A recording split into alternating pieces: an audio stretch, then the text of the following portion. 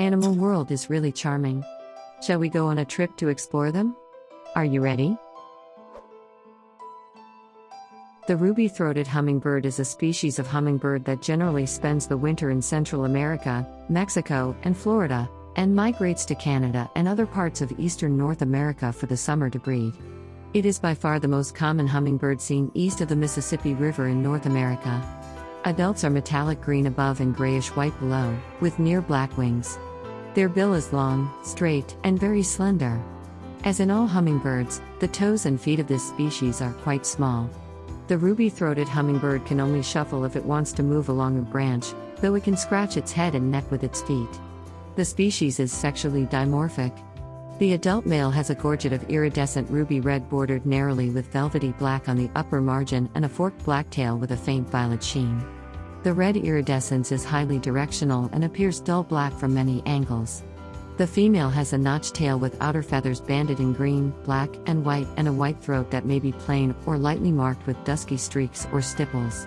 Males are smaller than females and have slightly shorter bills. Juvenile males resemble adult females, though usually with heavier throat markings. The plumage is molted once a year on the wintering grounds, beginning in early fall and ending by late winter. Ruby-throated hummingbirds are solitary. Adults of this species are not social, other than during courtship. The female also cares for her offspring. Both males and females of any age are aggressive toward other hummingbirds. They may defend territories, such as a feeding territory, attacking and chasing other hummingbirds that enter. Nectar from flowers and flowering trees, as well as small insects and spiders, are its main food. Although hummingbirds are well known to feed on nectar, small arthropods are an important source part of protein, minerals, and vitamins in the diet of adult hummingbirds. Hummingbirds show a slight preference for red, orange, and bright pink tubular flowers as nectar sources, though flowers not adapted to hummingbird pollination are also visited. Their diet may also occasionally include sugar-rich tree sap taken from sapsucker wells.